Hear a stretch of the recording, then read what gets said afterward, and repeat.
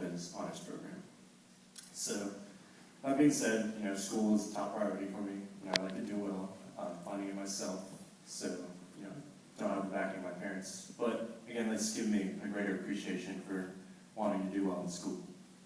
So, I'll be graduating in May, hopefully, and with everything I need to have. I work on campus. I work in food services. I don't know if you've seen me there, but I work in a little class office if you go to Central Dining Hall. What I do there, I hire people for food services. So if you ever need a job, we're done hiring now, but if you're interested like all semester, just come by April, and I can figure something out for you guys. So I usually almost end up hiring everybody that comes in there. So we're not really picky. We just need more bodies to serve the food. But as far as Hot Diggity goes, I purchased it back in May of 2011. The previous owner, Bill, I saw a for sale sign actually. My friend told me about it.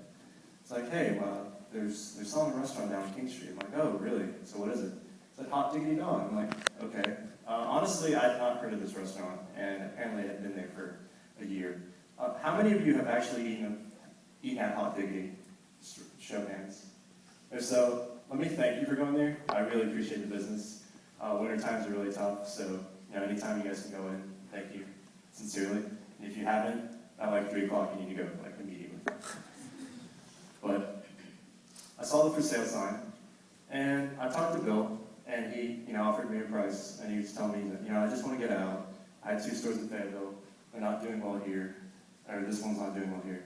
I just want to do something else. So I thought about it, and I was like, well, I've always wanted to own a restaurant, and this would be a good gateway experience to kind of explore entrepreneurship. I've always wanted to own a business in general since I was in high school.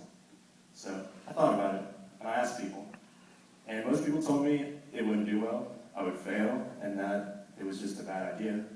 Despite what they told me, for my classes, I was like, well, I should probably not listen to other people, and people that just aren't really sure about business things. So I just started to do my own research. I looked into what he was doing, what he wasn't doing, what I could be doing, and how to make it better. And with a couple of things in mind, I just wanted to try out. I wanted to expand the menu, make it a little more appealing. Now we have vegetarian options, fair style foods. I don't know if you've heard of fried Oreos. They're incredible. So try those out. And then just late night, because there's nothing really open late except cookout. And I hate to say it, but we're college kids are going to drink. You shouldn't be drinking and driving, so you can just stumble your way down to the restaurant if you want to. But I looked at that aspect, and then I looked at his marketing approach. And essentially, he really wasn't marketing to any of us. I mean, if it had been there a year and I hadn't heard of it, he's doing something else. So, with those goals in mind, I was like, okay, let me take this opportunity and see if I can make money with it. Now, people ask me, he's like, well, how did you finance your operation? Well, before buying Hot Diggity, I was working on campus, and I worked at McAdoo's downtown as a waiter/bartender.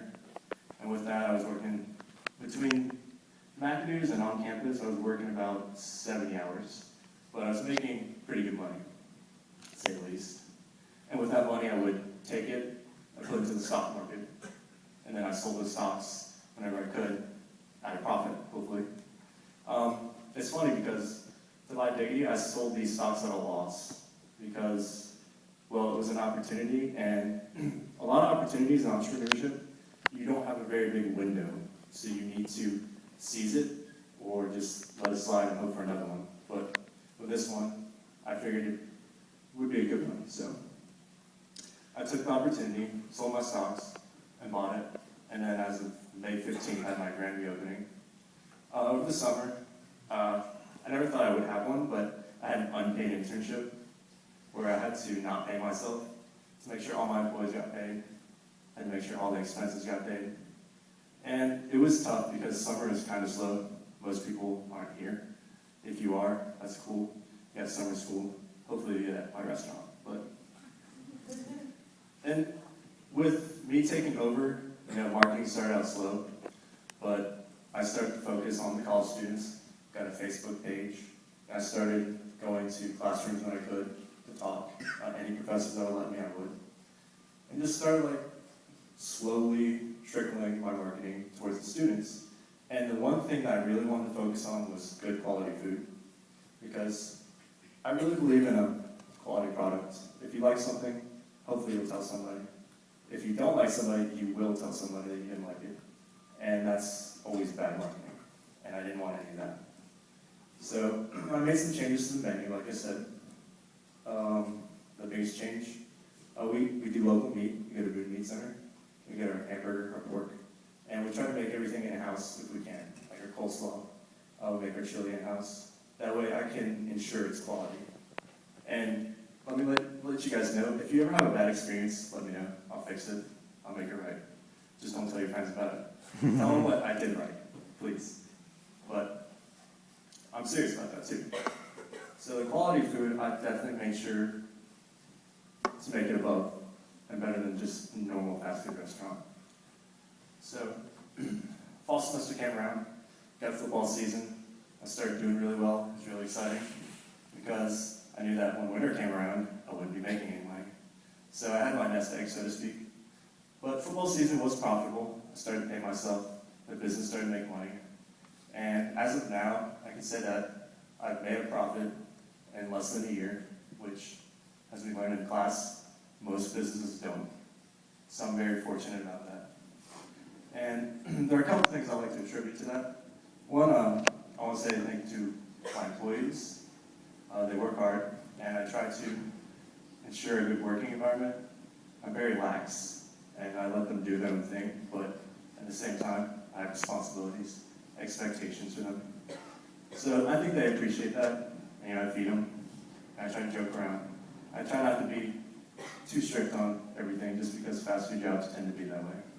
So I hope that they're appreciative of it, but because I'm really appreciative of them. Just hard work. As an entrepreneur, you have to work hard. But if you're not going to put the work in it, you're probably not going to see anything out of it. I knew that when I bought the restaurant, that I would probably be working a lot, which is why I acclimated myself to 70 hours of work before buying it. Because I knew, okay, if I'm going to do school, I'm going to have to be working a lot. And there have been many days where I've fallen asleep in class, and it just happens. But I always tell my professors, like, look, I'll do well on your tests, just leave me alone, I'll be sleepy. So most of them are really understanding, as long as I'm not snoring, I guess. But just work ethic for any entrepreneur is really important. And sometimes it just takes a little practice, you know.